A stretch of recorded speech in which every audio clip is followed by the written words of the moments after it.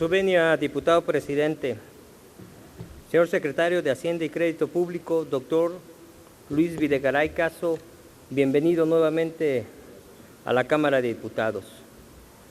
Han pasado 34 meses desde que la actual administración tomó posesión y México sigue sin moverse.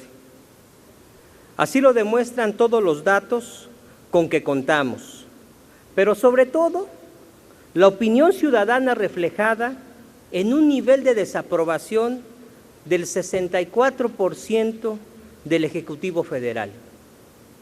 La economía mexicana mantiene la tendencia estructural a un crecimiento mediocre, por decirlo menos. Entre 1982 y 2014, el PIB aumentó a una tasa promedio anual del 2.3%. En los últimos 3 años ha sido peor, 1.4 en el 2013, 2.1 en el 14 y 2.4 en el primer semestre del 2015. No llegamos al 2% promedio anual en estos 3 años, señor secretario.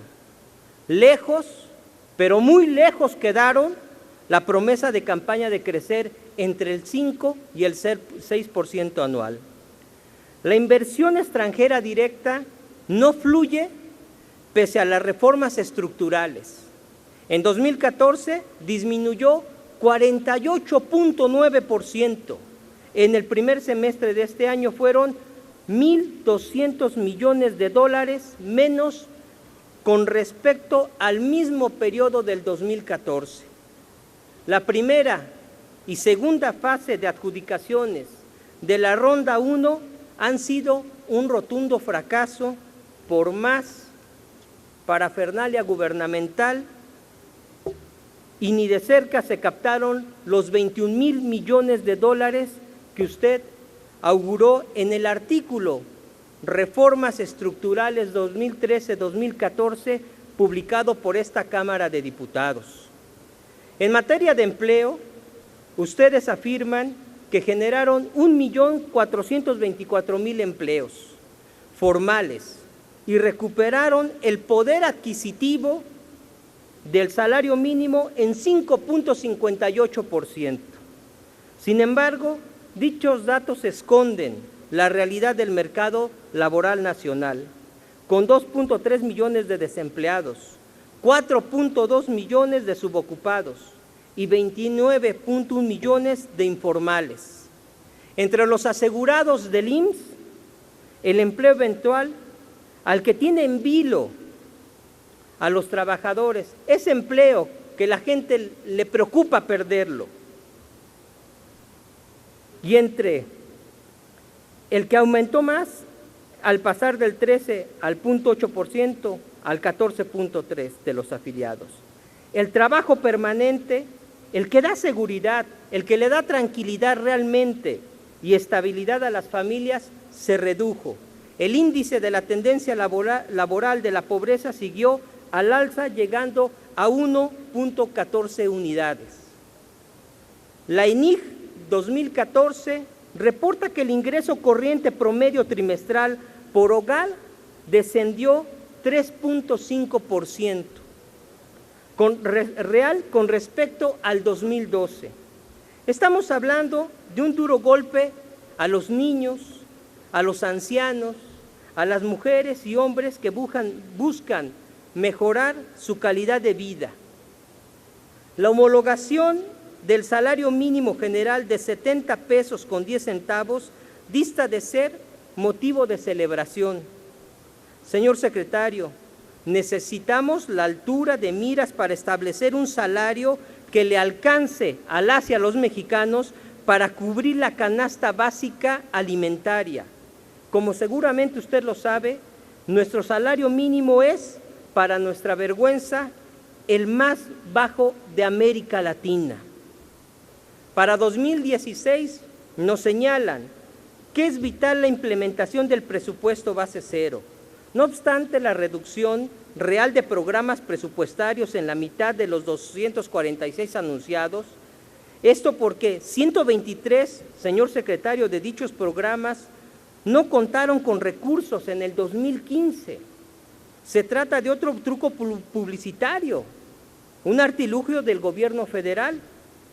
La Auditoría Superior de la Federación advierte que no se publicaron los elementos metodológicos, un error que se debe de estar atendiendo, por lo cual es imposible determinar el ahorro de 135,000 millones de pesos y no se informó sobre el uso de evaluaciones de desempeño por parte de las unidades ejecutoras de gasto.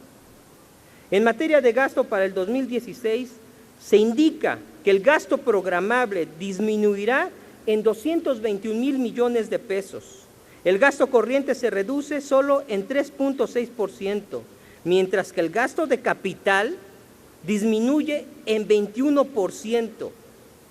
Se trata en realidad de una fuerte contracción de la inversión productiva y de un descenso mínimo en el pago de servicios personales, apenas del 0.7%. Aquí quisiera contrastar los servicios personales 0.7% y la disminución del capital, del gasto de capital 21%, lo que va abiertamente en contra de lo que usted aseveró en el artículo al que hice referencia con anterioridad, donde anuncia textualmente: la evidencia internacional muestra que los principales factores que determinan la tasa de crecimiento son inversión en capital físico, en contradicción con el gobierno de la República.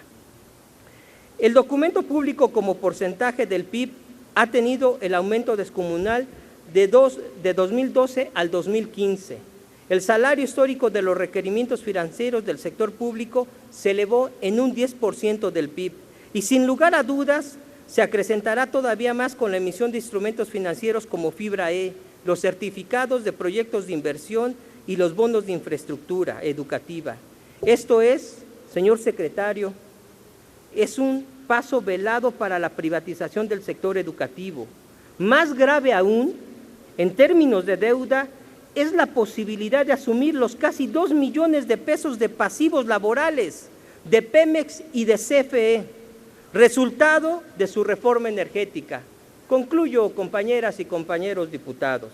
Esto es una bomba de tiempo, un nuevo Fobaproa que atenta gravemente contra los intereses del pueblo mexicano y de las generaciones futuras. En el PRD no permitiremos un atraco más a la nación. Exigimos ser transparente en este acto la situación imperante. Es momento de hablar de Pemex, es momento de hablar de CFE. Y escuché con mucha atención, señor secretario, su interés de tener una discusión de altura, por lo cual le pido, señor secretario, que en la discusión del paquete financiero, del paquete económico, nos acompañe usted ante las comisiones para que discutamos en esa altura que usted ha planteado. Es cuanto, diputado presidente. Gracias, diputado.